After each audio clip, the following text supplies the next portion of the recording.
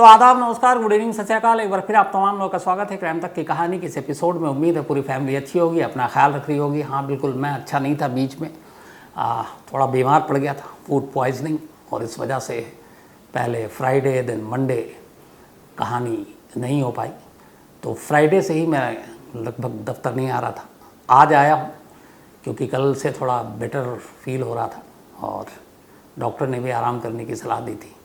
मौसम भी बहुत ख़राब है दिल्ली में आजकल, गर्मी बहुत तेज़ पड़ रही है और कुछ उल्टा पुल्टा खा लिया और उस उल्टे पुल्टे खाने की वजह से बीमार पड़ गया था। लेकिन अब ठीक हूँ and thank you so much. आप में से तमाम लोगों के जो इतने सारे मेल देखे मैंने, एक भाई ने तो अपने फैमिली ने लिख दिया था कि आप जब तक ठीक नहीं होंगे मैं अन्न जल कुछ नहीं ग्रहण करूँगा। तो ऐसा ना करें, सेहत का ख्याल रखिए आप लोग भी। और थैंक यू सो मच आपके इस प्यार के लिए। अब सीधे आज की कहानी के ऊपर आते हैं, जो पिछले 2-3 दिनों से जिस पे रोक लगी हुई थी। आज की कहानी गुजरात के उस पाटन डिस्ट्रिक्ट की कहानी है, जो पाटन इसलिए मशहूर है कि वहाँ पटोला साड़ी बना करती है। और पटोला साड़ी अपने आप में पूरी दुनिया में मशहूर है। उसकी वजह यह है कि पटोला साड़ी की जो कीमत शुरू होती है 5 लाख रुपए से शुरू होती है, तो हर कोई ख़रीद भी नहीं पाता।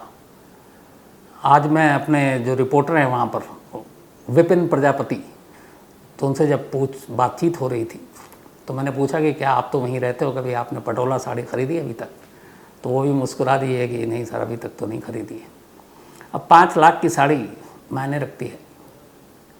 तो खैर, विपिन प्रजापति ने बड़ी मदद की इस पूरी कहानी में, क्योंकि कहानी पिछले कई दिनों से आ रही थी, लेकिन जो सच्चाई थी वो पूरी सच्चाई जो विपिन ने मुझे बताई वो आज कहानी की शक्ल में आपके सामने है। और अमूमन ऐसी कहानियां सुनने को मिलती नहीं है। इस गुजरात के पाटन ज़िले में एक सिद्धपुर इलाका है। लगभग इस पाटन डिस्ट्रिक्ट के सिद्धपुर की अगर हम बात करें तो सिद्धपुर की आबादी 1 लाख या 1.25 लाख के करीब है। इसी सिद्धपुर में एक 25 साल की लड़की रहा करती थी। उसका नाम था लवीना। लवीना की शादी 12 मई को तय हो चुकी थी। अहमदाबाद का एक लड़का था, उस लड़के के साथ शादी फिक्स थी। 12 मई को शादी थी, शादी की तैयारियां चल रही थी। 2 या 3 मई को लवीना ने बाकायदा प्री वेडिंग शूट, जो आजकल होता है शादियों से पहले लोग अलग अलग तस्वीरें खिंचवाते हैं, तो उसने प्री वेडिंग शूट में भी हिस्सा लिया, बड़ी खुश। अब शादी की तारीख नज़दीक आ रही है, मेहमानों का आना जाना भी शुरू हो गया था। 7 मई, यानी अब शादी के सिर्फ 5 दिन बचे हैं, 12 मई को शादी है। 7 मई की शाम 7, 7:30 बजे लवीना अपने घर से ये कहकर निकलती है कि वो गुरुद्वारा जा रही है। और अक्सर हर दिन हर शाम वो गुरुद्वारे ज़रूर जाया करती थी प्रार्थना के लिए। तो शाम के करीब 7, 7:30 बजे वो निकली गुरुद्वारे के लिए कहकर, लेकिन रात होने लगी, लवीना लौट कर नहीं आई। अब जैसे जैसे रात ढल रही है, घर वालों को फिक्र सता रही है। घर वालों ने इधर उधर ढूंढना शुरू किया, लेकिन लवीना का कोई सुराग नहीं। उसके तमाम दोस्तों, आसपास के रिश्तेदारों, मोहल्ले के लोगों, सबसे पूछताछ कर ली, कहीं लवीना का कोई सुराग नहीं मिला। आखिर थक हार कर लवीना के घर वालों ने सिद्धपुर पुलिस स्टेशन में जाकर मिसिंग की रिपोर्ट लिखा दी। पुलिस ने रिपोर्ट लिखी, लेकिन सच कहूँ तो उस वक्त सिद्धपुर पुलिस ने इस लवीना की गुमशुदगी को शायद उतनी सीरियसली लिया नहीं। और उन्होंने घर वालों से पूछा कि क्या है, एक तो शादी होने वाली थी, तो अक्सर ऐसा होता है शादी से पहले लड़की का गायब होना, कहीं कोई और अफेयर तो नहीं, ज़बरदस्ती शादी तो नहीं कराई जा रही, इसलिए तो नहीं चली गई। तो अपनी तरफ से भी पुलिस ने छानबीन की, लेकिन लवीना का कोई ऐसा अफेयर या ऐसी बातें कोई सामने आई नहीं। और उससे पहले जितने भी विटनेस थे, घर वाले थे, उन्होंने बताया जिस तरह प्री वेडिंग शूट में वो खुशी खुशी हिस्सा ले रही थी और खुश थी अपनी शादी से, मेहमान भी आ रहे थे, और उसका रूटीन भी था कि घर से बहुत कम बाहर निकला करती थी। ऐसे में उसके किसी और के साथ रिश्ते की बात के कोई सबूत मिले नहीं। तो पुलिस घर वालों से ही क्लू ढूंढती रही और लवीना का कोई सुराग नहीं मिला। दिन बीतते गए, 7 मई को गायब हुई, 8, 9, 10, 11 मई बीत गया, 12 मई की तारीख आ गई। 12 मई जिस दिन शादी थी लवीना की, लेकिन शादी के दिन भी वो नहीं आई उधर, चूँकि उसकी गुमशुदगी की खबर उसके होने वाले ससुराल तक पहुंच चुकी थी। तो बारात भी अब आने की कोई उम्मीद नहीं थी, कि जब दुल्हन ही गायब तो फिर बारात कैसे आए। तो फिलहाल शादी को टाल दिया गया था, लवीना को ढूंढा जा रहा था। पुलिस लवीना को ढूंढ नहीं पा रही थी। इसी दरमियान अब शहर में एक दूसरी कहानी उभरती है। शहर के लोग जब उठते हैं सुबह 12 मई को इसी सिद्धपुर पाटन में, तो महसूस करते हैं कि उनके घरों में नलों से जो पीने का पानी आ रहा है वो अजीब गंदा सा है और उसमें से बदबू आ रही है। कुछ को लगा कि शायद हमारे यहाँ कुछ प्रॉब्लम है। फिर पड़ोसी से पूछा, उन्होंने कहा हमारे यहाँ भी आ रहा। धीरे धीरे ये बात फैली। शाम होते होते उस सिद्धपुर के ख़ास इलाके में ज़्यादातर लोगों की शिकायत यही थी कि ये जो नगर पालिका के पाइपलाइन से जो पानी आ रही है वो बदबूदार है। कुछ लोगों ने जाकर नगर पालिका में शिकायत की। नगर पालिका ने कहा ठीक है, हम देखते हैं।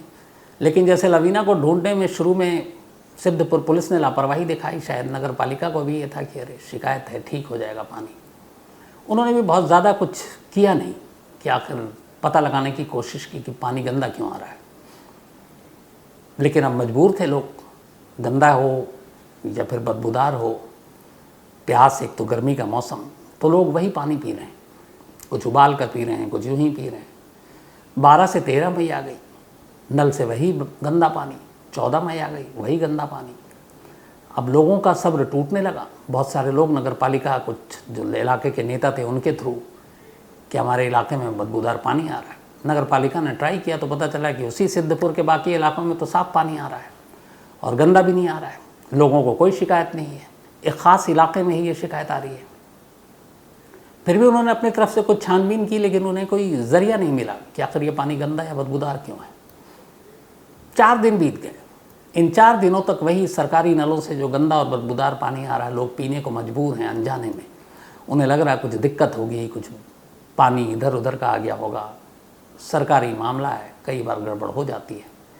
यही सोचकर शहर पानी पीता रहा, या शहर का एक हिस्सा। कहते हैं करीब जिन इलाकों में ये शिकायत थी कि गंदा या बदबूदार पानी आ रहा है, वो करीब 4000 घर थे, 4000 फैमिली वो पानी पी रही और पूरे 4 दिनों तक पीती रही। 12 मई से शुरू हुआ ये सिलसिला और 16 मई की तारीख आ गई। पर आगे बढ़ूँ उससे पहले आपको ये भी बता दूं कि कुकू FM ऐप पर भी ऐसी तमाम मिस्ट्रीज़, ऐसी कहानियाँ, और उसमें से एक है रेलू राम पुनिया मर्डर केस। आपको याद होगा, पुनिया मर्डर केस के नाम पर कुकू FM पर ऑडियो बुक में है कैसे रेलू राम पुनिया का कत्ल हुआ और एक साथ उनके घर में 7 लोगों का कत्ल हुआ। पैसे और लालच ने कैसे एक कत्लेआम को अंजाम दिलवाया।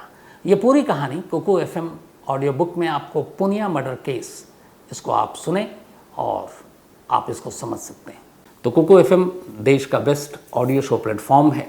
15 लाख से ज़्यादा इसके एक्टिव हिंदी पेड सब्सक्राइबर हैं और हर महीने यहाँ लगभग 42 आवर्स घंटे के कंटेंट्स के साथ ये और भी आगे बढ़ रहा है।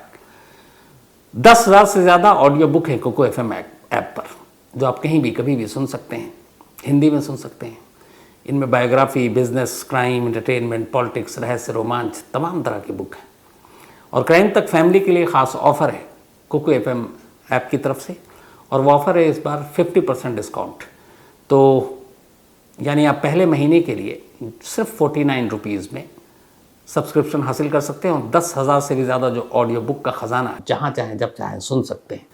और डिस्क्रिप्शन में लिंक है, तो लिंक में जाएं और क्राइम तक फैमिली के लिए क्राइम 50 कूपन कोड है, उसका इस्तेमाल करें और 50% डिस्काउंट पाएँ। 99 रुपीज़ का सब्सक्रिप्शन पहले मंथ के लिए सिर्फ 49 रुपीज़ में। अब जब 16 मई को सुबह शहर सोकर उठा तो इस इलाके में एक नई दिक्कत आ गई। अभी तक पिछले 3-4 दिनों से वो बदबूदार और गंदा पानी पी रहे थे। चलो उससे कम से कम घर के बाकी काम हो रहे थे, कपड़े धुल रहे थे, बाकी चीज़ें हो रही थी जो ज़रूरत की होती हैं। लेकिन 16 मई की सुबह जब वो लोग जागे, नल खोला, क्योंकि पानी आने का वक्त होता है सुबह और शाम, तो नलों से पानी गायब। अब लोगों ने कहा ये क्या मसला है, अभी तक गंदा पानी आ रहा है, बदबूदार आ रहा है, अब पानी ही नहीं आ रहा है। अब बिना पानी के लोग कैसे नहाए धोएं। तो एक घर का, 2 घर का मसला हो तो कोई बात नहीं, हज़ारों घर। अब लोगों का गुस्सा टूटा, नगर पालिका की तरफ गए, कंप्लेन किया। अब नगर पालिका वालों के भी हाथ पैर फूले कि यार अभी तक तो ये गंदे और बदबूदार पानी की शिकायत कर रहे थे, अब इनका पानी नहीं आ रहा है।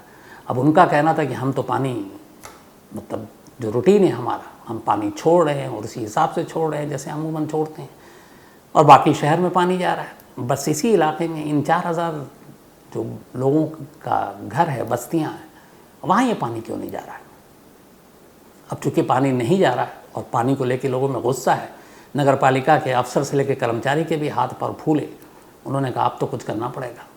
अब उन्होंने जांच शुरू की कि आखिर ये पानी क्यों नहीं आ रहा, कहाँ पे ब्लॉकेज है।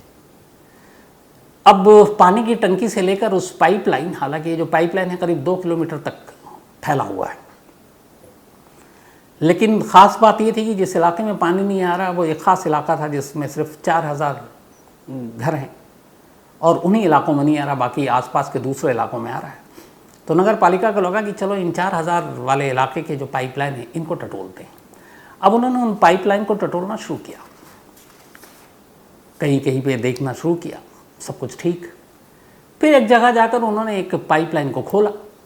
अच्छा, पानी के पाइपलाइन हमेशा सब बंद होते हैं, सीवर हो, जो गटर हो, ये कई बार आपको खुले भी मिलेंगे। कई बार आप खबरें सुनते होंगे कोई गटर में गिर गया। पानी का पाइपलाइन इसलिए होता है, यहाँ पे ज़रूरी है बताना कि ये बड़ी एक तो सुरक्षित चीज़ होती है। कई फिल्में भी बनी होंगी, आपने देखा होगा, पानी की टंकी हो या पानी की सप्लाई हो, इसका बाकायदा ख्याल रखा जाता है, लोगों के घरों में कोई जहरीला पानी ना हो, बाकी ऐसी चीज़ें ना हो, क्योंकि हज़ारों लाखों घर और उस घरों में रहने वाले लाखों लोगों की ज़िंदगी का सवाल होता है। तो अब पाइप की जांच शुरू हुई। ऐसी इलाके में जब पाइप की जांच हुई और पाइप को खोला गया, कर्मचारी लगे हुए थे, तो अचानक पाइप के अंदर से कुछ चीज़ टकराई उनके हाथों में। उसे जब खींचा आधा तो उनकी चीखें निकल गईं। उस पाइप के अंदर एक आधी अधूरी लाश फंसी हुई थी, लेकिन शुरुआत में जब खींचा तो उन्हें पता ही नहीं था कि ये जानवर है कोई या इंसान की लाश है। लेकिन जब बाहर निकाला तो देखा कि हाथ है, बल्कि हाथ नहीं है, सॉरी, कमर के नीचे का कुछ हिस्सा है।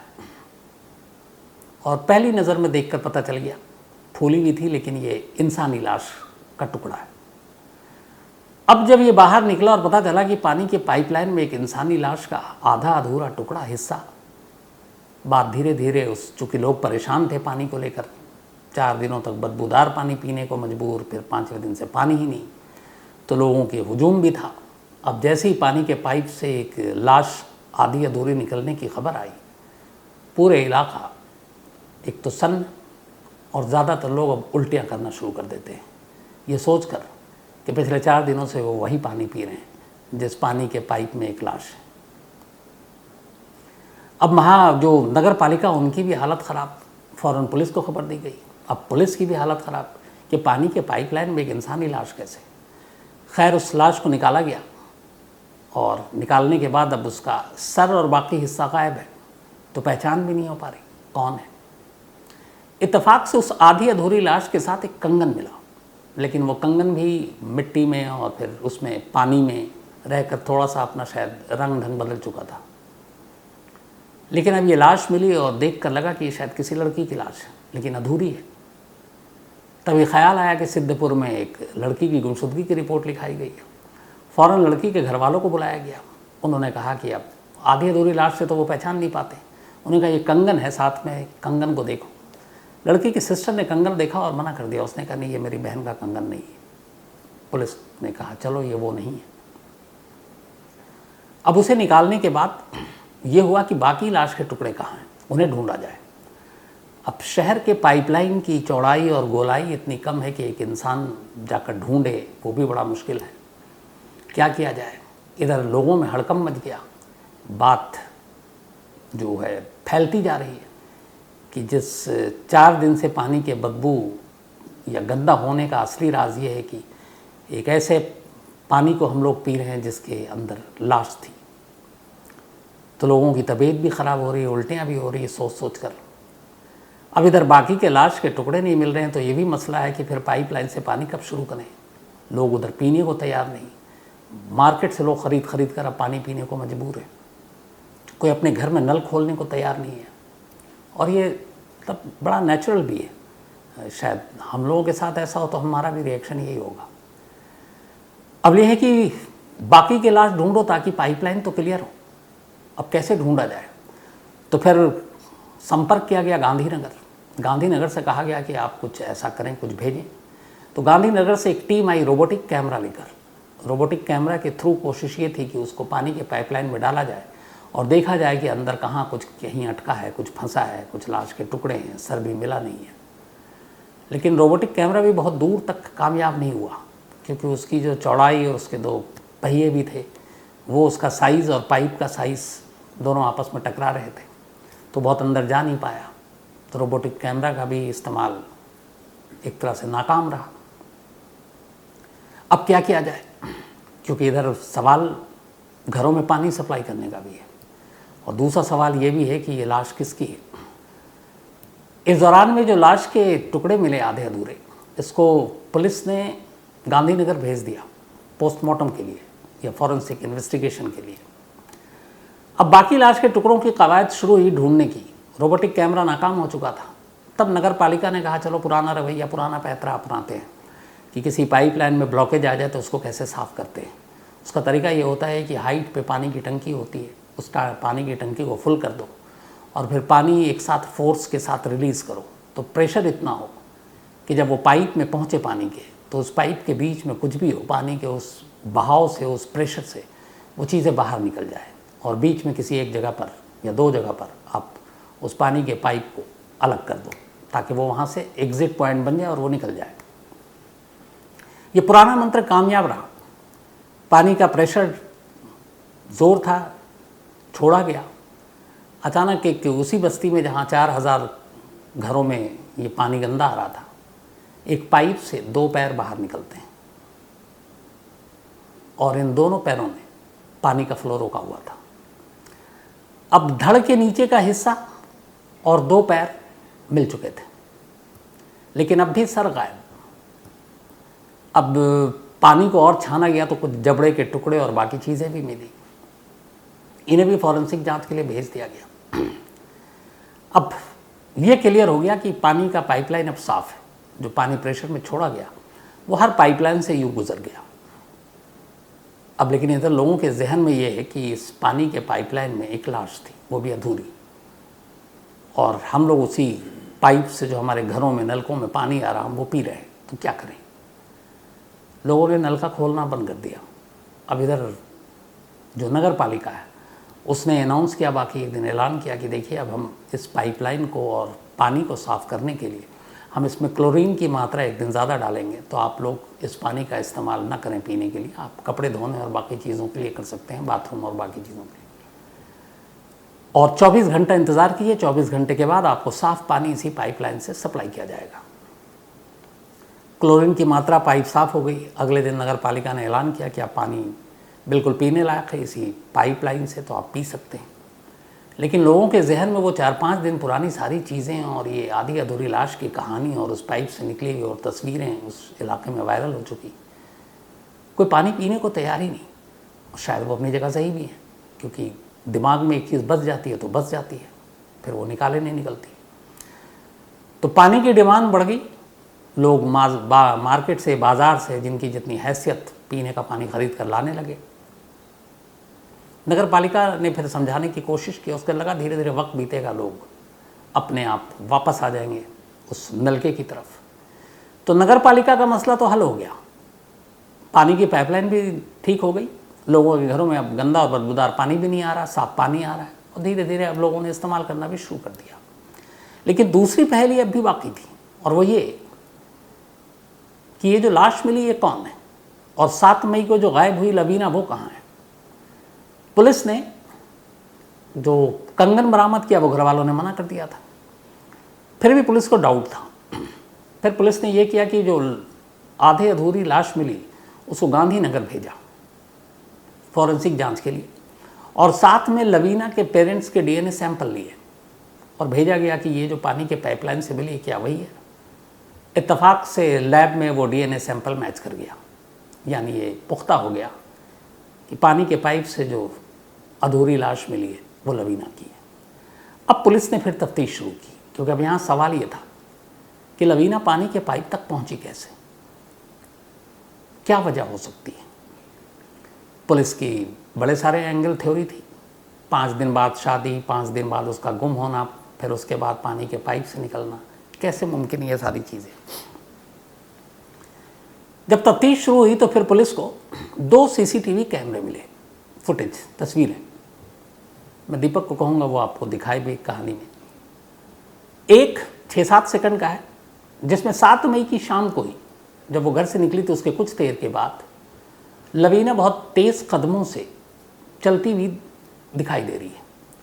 जिस रास्ते पे वो जा रही है उसमें आगे जाकर मुड़ते ही उस शहर को पानी सप्लाई करने वाला पानी का वो टंकी है जो 60 फीट ऊंचा है। वो पानी की टंकी भी आप देख लीजिएगा। इसके बाद एक दूसरी इमेज आती है सीसीटीवी, उसमें यह है कि लवीना उस फ्रेम से निकली और ठीक उसके पीछे एक बाइक पर 2 लोग सवार नजर आते हैं जो लवीना की तरफ जा रहे हैं। अब यहाँ पे सवाल ये है, जो पुलिस की थ्योरी है कि लवीना उस पानी की टंकी की तरफ जा रही थी, तो क्या लवीना ने खुदकुशी की? वो गई और वो उस पानी की टंकी में कूद गई और उस टंकी से होते हुए वो पाइप के ज़रिए रास्ते में फंस गई और फिर लोगों के घरों में वही वाला पानी पहुंचने लगा।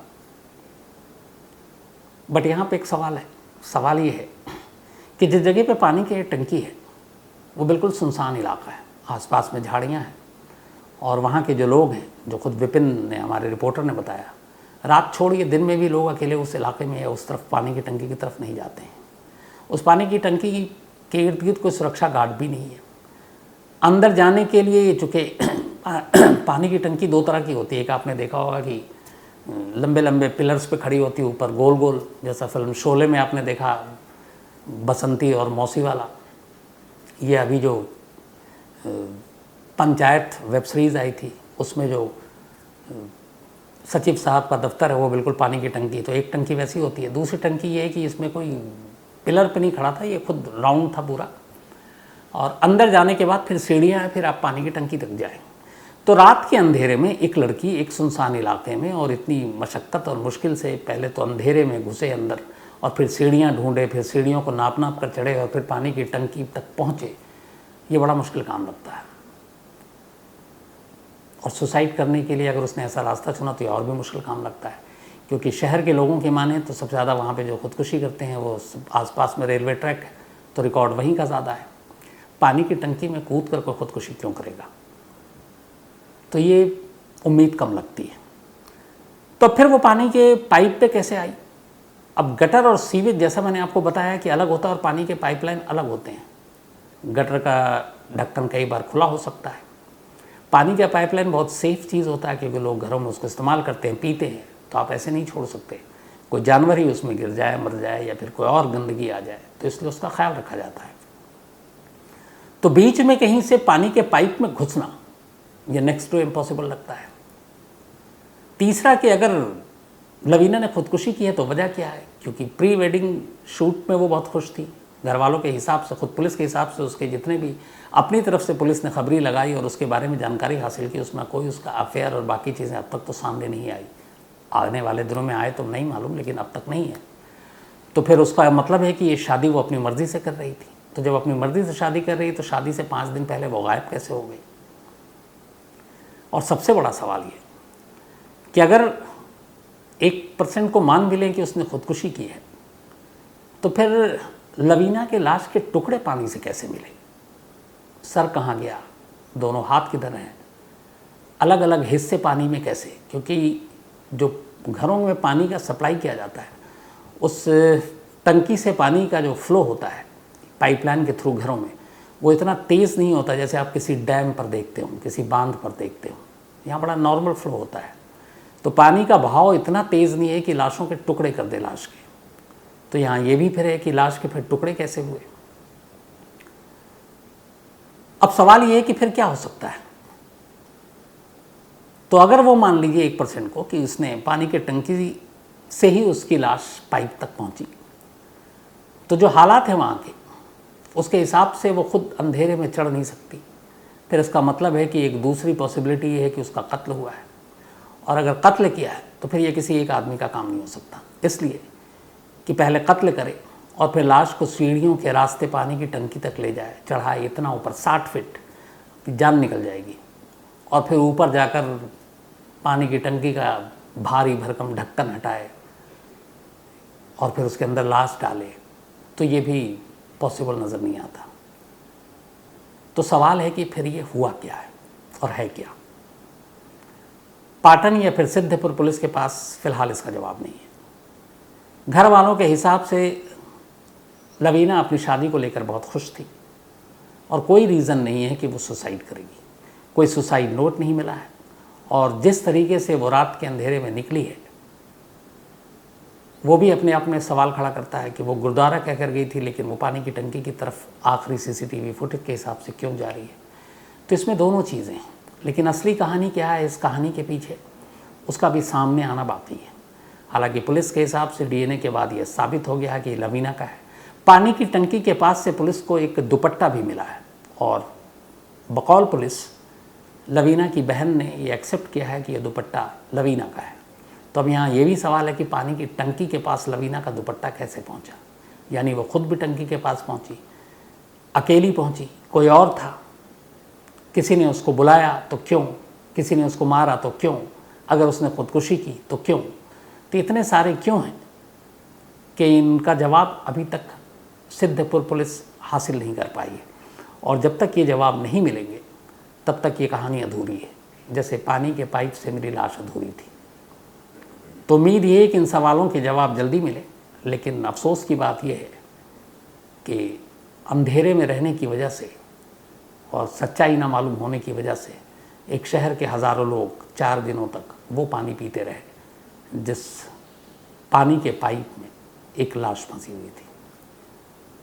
तो ये थी कहानी में फ़िलहाल इतना ही, लेकिन कहानी ख़त्म करूँ उससे पहले वही अपना सिलसिला जो पिछले कई दिनों से रुका हुआ था और इस बीच में बहुत सारे लोगों के बर्थडे और तमाम चीज़ें निकल गई, तो मैं माफ़ी चाहता हूँ। लेकिन ऐसे तमाम लोग क्राइम तक फैमिली मेम्बर जिनके जन्मदिन या एनिवर्सरी थी, एक मुश्त थोक के भाव सभी को बहुत बहुत हैप्पी बर्थडे। जिनके मिस हो गए belated happy birthday and happy marriage anniversary. लेकिन अब जिनके हैं, चूँकि आज मौजूद हूँ, तो आकाश वर्मा के पापा, आज इनका बर्थडे, इन्होंने पापा का नाम तो लिखा नहीं, लेकिन कोई बात नहीं, आकाश हैप्पी बर्थडे बोल दीजिएगा आप। किरण, इनका भी आज जन्मदिन है तो हैप्पी बर्थडे किरण। और ये दीपक की बहन है। आयुष महतो, इनका भी जन्मदिन है तो हैप्पी बर्थडे आयुष। और ये मिथिलेश महतो ने भेजा, उनके बेटे हैं। अनेश गुप्ता, इनका भी जन्मदिन है तो हैप्पी बर्थडे अनेश। और भावना शर्मा जी ने भेजा है। नासिर खान, इनका भी जन्मदिन है, हैप्पी बर्थडे नासिर। और सैयद ज़मीर ने भेजा है। इसके अलावा अनुराग सिंह ठाकुर, इनका सैटरडे को जन्मदिन था तो बिलेटेड हैप्पी बर्थडे अनुराग। साथ ही अरविंद राठौड़, इनका भी बर्थडे है तो हैप्पी बर्थडे अरविंद। और ये विजय सेवरा ने भेजा है। इसके अलावा हमारी क्राइम तक फैमिली मेम्बर अलका और प्रवीण, इन दोनों की अभी 20 मई को शादी हुई। इन्होंने कार्ड भी भेजा था, इनवाइट भी किया था, तो बीमार था, आ नहीं पाया। लेकिन बहुत बहुत मुबारक अलका और प्रवीण, आप दोनों को आपकी नई ज़िंदगी के लिए, और दोनों हमेशा अच्छे रहें, खुश रहें। इसके अलावा Sunil Kumar Sachar, thank you so much. और इन्होंने लिखा था कि आप जब तक ठीक नहीं होंगे मैं खाना पीना कुछ नहीं खाऊंगा, तो ऐसा मत कीजिएगा सुनील, लेकिन आपके इस प्यार के लिए दिल से शुक्रिया। साथ ही Dharm Jat, thank you so much आपका। सैयद नरगिस, ये बांग्लादेश से हैं, thank you so much Nargis ji आपका भी। उर्मी सिंह, शुक्रिया आपका। इसके अलावा Romin Patel, Suhel Khan, Ketal Singh Andilia, thank you so much. Sushma Goyal, thank you so much. और आप घर लीजिए, फिर मैं सुषमा जी पक्का आता हूँ। इसके अलावा Nitesh Kasabe, thank you so much. Bhavna Sharma, thank you so much. Bala Sharma, आपका भी शुक्रिया। Rohit Reena, thank you so much आपका। मिर्ज़ा फुरकान, आपका भी शुक्रिया। मनोज राजपूत, आपका भी शुक्रिया। तो फ़िलहाल कहानी में इतना ही, लेकिन चलते चलते एक बार फिर आपको बता दूं कि कुकू FM ऐप क्राइम तक फैमिली मेम्बर के लिए ख़ास ऑफ़र लेकर आया है। डिस्क्रिप्शन में लिंक है, क्राइम 50 कूपन कोड है, इसका इस्तेमाल करें और 99 रुपीज़ का सब्सक्रिप्शन 49 रुपीज़ में हासिल करें पहले महीने के लिए। तो आज इतना ही कहानी में। अब आपसे मुलाकात होगी कल रात 9 बजे किसी नई कहानी के साथ। तब तक अपना ख्याल रखिएगा। Thank you very much.